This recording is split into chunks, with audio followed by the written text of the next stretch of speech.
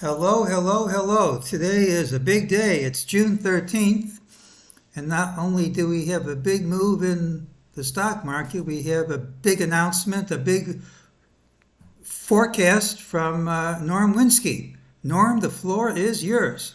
Thank you very much, Jeff, for having me on.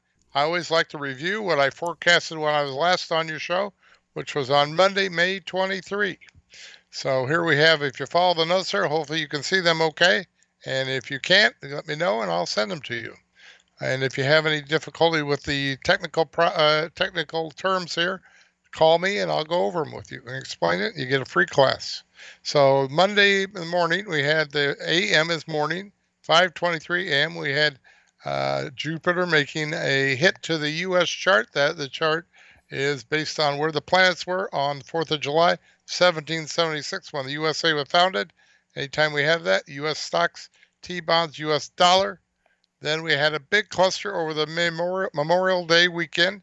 That was a 3-day weekend. Monday was a holiday. And we had 4 events then. We had Mercury aphelion. That's when Mercury's at its farthest point to the sun. That's about every 88 days. Anytime you have Mercury, that's the grains, corn, soybeans, wheat. The stocks can respond to all these events. So just assume the stock market for all these. To Neptune, that's oil, Saturn to Uranus, that's cattle, coffee, copper, cotton. And then we had a new moon in Gemini. And anytime we have a new moon, full moon, we round up the usual suspects, financials, grains, and precious metals. So let's get started with the charts here. There's we rallied into the Memorial Day weekend on the corn. And there you go. If you sold, that's how we do it after the close. We look to do the trade on the opening of the next trading day, and unless it's going sideways, then we don't do sideways. But if it's going up, at 75% of the time, it will be probably reverse. If it's going down, it will be looking to buy because it'll probably reverse to the upside. We rallied into the opening there on Monday the 31st, and we made a really nice top. And the corn dropped, I think, about 50 cents there. That's about $2,500 in about 2 days on corn. Here's soybeans. It's the big ticket of the grain market. So it has a big dollar value swings, and I think it dropped about 80 cents to a dollar. If it was a dollar, that's $5,000 a contract. A lot of these charts you'll see, because the volatility has been so big lately, that the moves get shrunk. If it's well, it used to be a big move, now it looks like a small move on these charts. We rallied a little bit into the Memorial Day weekend there on the wheat, and if you sold there, you would have done very well. And crude oil had a little short-term top there. And here's a great example of it. Doesn't look like it did much, but actually from there to there, I think it's about $6, which equals $6,000. There you go. Here's cattle going absolutely sideways, so we did nothing. Too bad because it fell out of bed that next day. That day there that we had basically marked as a window. Cotton going down, down, down, ignored our point, and so that's a miss for a red arrow. Coffee going up, up, up, right past our point, so that's a miss with a red arrow. And then we had copper. That was a little short-term top there, and that was good for about 6 cents. And copper, it's a 250 to the penny, and so that's about $1,500 there on copper. Silver dropped about $1. That's $5,000 in silver. That's all. These are all moon points, I think. Most of them are. And here's the gold on the moon. That was made it a little top there, and that dropped about 30, 40 handles for $3,000 to $4,000. And here's the S&P. We had a miss over here on the 23rd, but then we had our 4-star window over Memorial Day weekend, and we had a little. And again, this doesn't look like that big of a deal here on the chart, but that was 100 handle drop there from here to over here. So there you go. Of course, after today, that doesn't seem like such a big deal either, I guess, right? So anyway, now we're moving ahead here. Now T-bonds going absolutely sideways, so we take a pass. That's a yellow box. And then we had the dollar.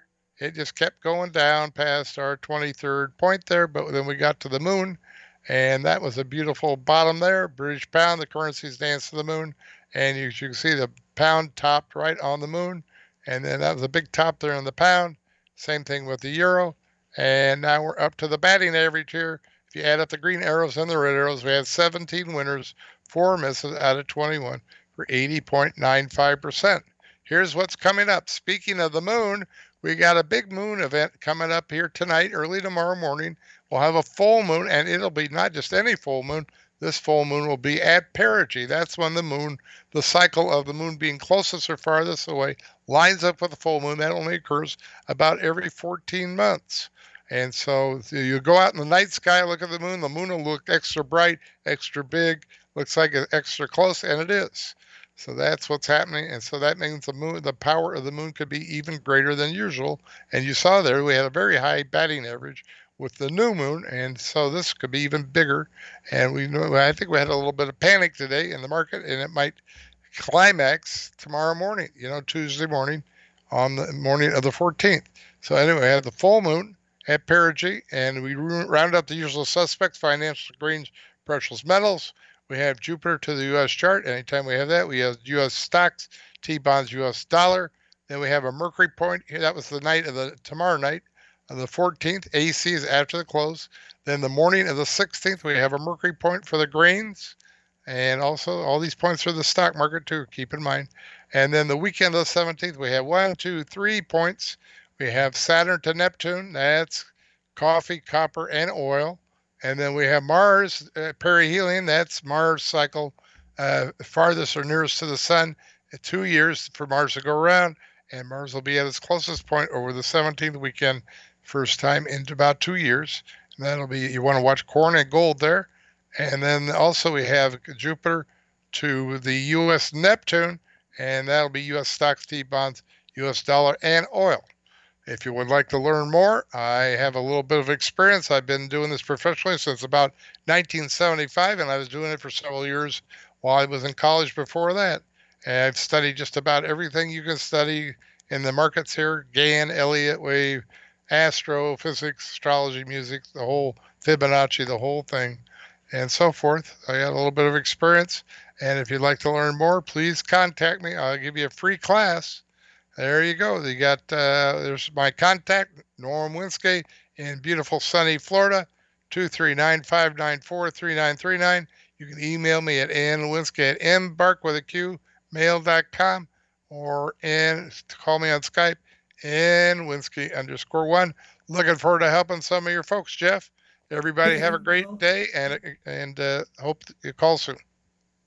Let's see if this, I guess it's called a strawberry moon, brings any big change tomorrow, because we can't have too many more days like this if you have stocks in your pension plan, that's for sure. So Norm, thanks ever so much. We'll see you back in a couple of weeks, and thanks ever so much for giving us all this information. Thank you very much, Jeff. Okay, bye-bye. Bye.